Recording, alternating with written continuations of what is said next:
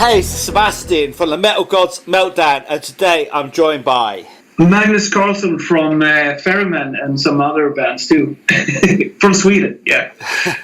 It's great to chat to you today. A new Evil is released in a couple of days' time. How pleased are you with reviews from media and fans to the videos that you have already released? Yeah, it has been great. Really good reviews. I think better than the first one. Which is your favourite track on the album today and why? Yeah, that's always hard. But I think my personal favorite is No Matter How Hard We Fall. And I think that one is going to be released tomorrow on Tuesday. Around 1 o'clock, the video for that song.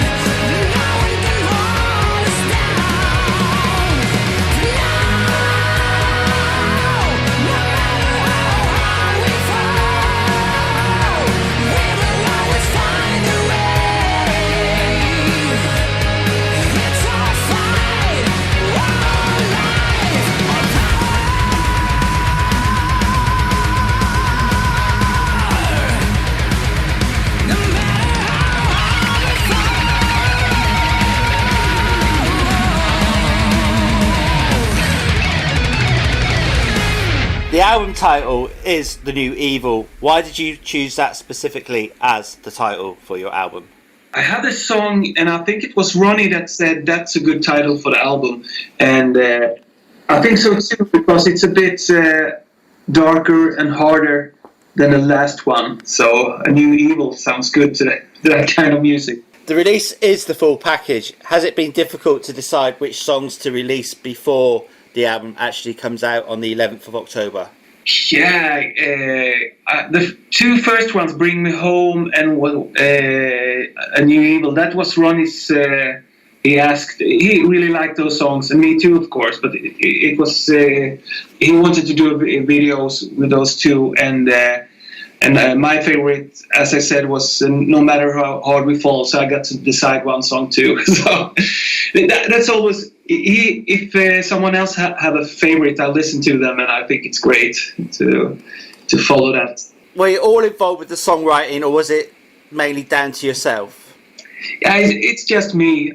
I wrote it, and then I tell both Mike and Ronnie that you don't have to copy the demo. You can do it in your style, and if you want to change anything, you can do it so it doesn't sound too much like me. I want them to feel free when they play it and sing it, so I think it sounds better then.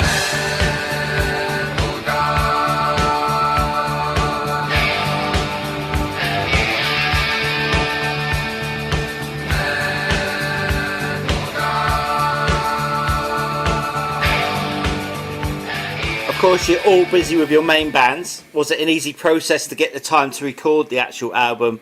And the thing is that I don't tour much anymore. I'm still in Primal Fear, but I don't tour with them. I'm just playing on the album. So I spend all my time in studios and producing and writing, and yeah, that's what I like to do. So I find the time to do it. Do you regret not being out on tour with Primal Fear? Yeah, it was a hard decision because I really love it, but they're touring a lot, and I don't want to spend too much time on the road when I have kids, and it doesn't feel good.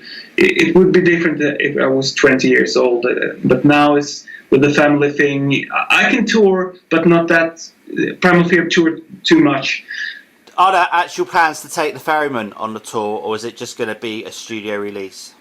Yeah, we're actually talking about it right now, and we have some good offers from some festivals, and that's a different thing because it's a new band, so I can decide how much we tour. So if we just want to do a couple of weeks in Europe and a couple of festivals, that would be okay.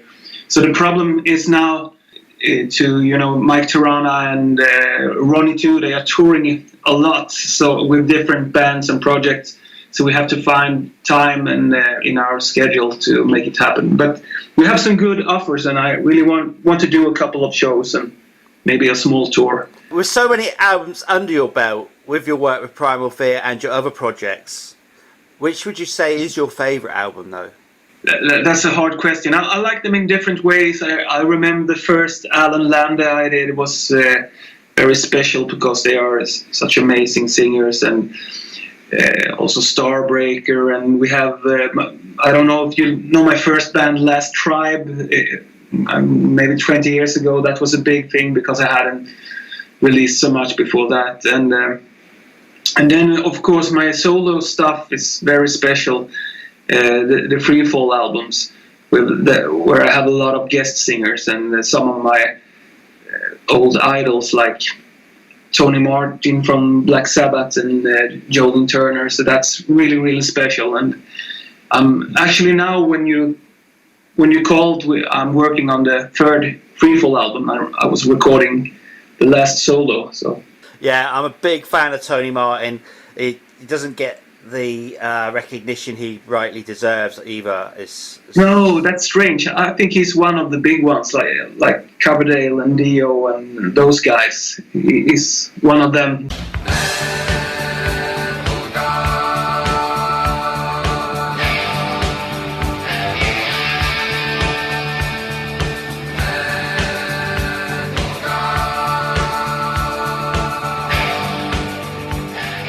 The album cover for A New Evil is absolutely awesome. Do you have the artwork around your home or in your studio from your pre-released albums? And can you give us a bit more of an insight into the artwork for A New Evil? Yeah, I work with Stan Decker from France, and I did it for a couple of albums now, and he worked with Primal Fear and a lot of Frontiers releases, and he's so great. I can just tell him if I have an idea, and then he can make this fantastic stuff out of it. So I told him my ideas, and he just made his stuff. And yeah, I have actually.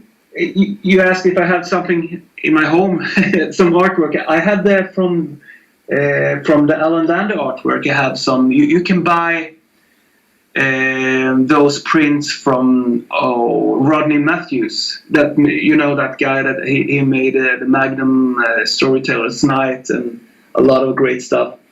Uh-huh. So I have those prints from him. That's cool. I would love to have Stan's covers too as a on the wall, but a bit bigger because it's so great. Is there a song written by someone else that you really wish you had written? Oh, a lot. But yeah, let's see if I can come up with it now.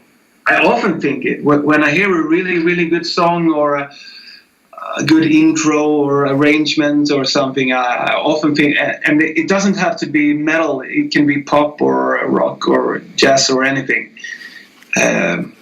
But I can't come up with one song right now. But it happens almost every day, I think. And I think that's a thing that makes me want to get better. If I hear something, oh, this is better than my stuff, then I have to practice and try to get better. Of course, the music industry has changed so much in the last 10 to 20 years. Are you glad you started out back in the day rather than today? Yeah, it feels like when I started 20 years ago or something, it feels like it started with all the download and so I have never been rich on the music writing, and I think I like the streaming too because you find so much new bands and YouTube. It's amazing when you can, find something that you never would find if you would be in a record store listening to. But because there is so much. But they have to do something better with so all the artists get their money. Now it's really not good, and everyone have to tour a lot to get money or do something else, or have many bands. So it's not good for musicians right now. It's not. It's also hard, there is a lot of stuff to listen to to find the good ones that you really like. Exactly. But most of the best metal seems to come out of your country, to be fair. It's unbelievable, the amount of Swedes I speak to. Yeah, it's a lot of music from Sweden, and also in pop music and stuff, and many people think it's because of we have a good music school for kids, and everybody can afford to go there. And I don't know if it's because of that, but I think it's a really good school we have. I also work there as a guitar teacher, and teaching kids how to play guitar and write songs and stuff. So it's your fault we're getting all these amazing rock and metal bands then? Yeah, maybe the ones you get in 10, 20 years. What has been the most outrageous thing you've ever done in the name of rock and roll? It's a lot of fun, of course, on tour. And one story that I think it's pretty funny. It's when the first time we played Sweden Rock, at least for me, with the Primal Fear. And we were sitting just before the show, and I was new in the band. And I told them, do you know there's another guy in Sweden called named Magnus Karlsson, and he's a very famous pop singer, but he's not famous outside Sweden. So yeah, okay, and I regret it now, but I told him that he was gay too. So when we came up on stage, Ralph he shouted to the audience, "Please welcome our new guitar player, Magnus Karlsson, not the gay one." And everybody was, almost silent after that. That's so class, man. Brilliant. Tell me, which are your two favourite albums of all time, and what have they meant to you personally? 2. Okay, it would be easier if you took 20, but I have to say it's hard. But it has to be Screaming for Vengeance, maybe. Judas Priest. That's one. And Operation Mindcrime with Queensryche. Can you tell me why we should buy a new Evil? I think you get one of the best metal singers in the world. And he's... I think it's cool that he's a new guy. He's not one of the legends, you know. It's cool with some new, really good singers. That for me, that's great. And if you like melodic metal like me, I think you will love it. Can you give me 4 words to describe the Ferrymen? Hard, dark, progressive, and melodic. Festival or small intimate gig? Festival. Vinyl or digital? Vinyl. ABBA or Hammerfall? ABBA. Meatballs or beer? Beer. ABBA or Donald Trump? ABBA. That was a strange choice. I know. I just thought I'd throw ABBA in because they're your national icons and everything. Okay. Thank you so much. Thank you so much for your time. Do you have any final words for your fans and our listeners? Yeah. I really hope that we will play live for you and that you can check us out when we play with the Ferrymen. I'm looking forward to that. And that you will like the new Evil. Hey, this is Magnus Karlsson and you are listening to the Metal Gods Meltdown.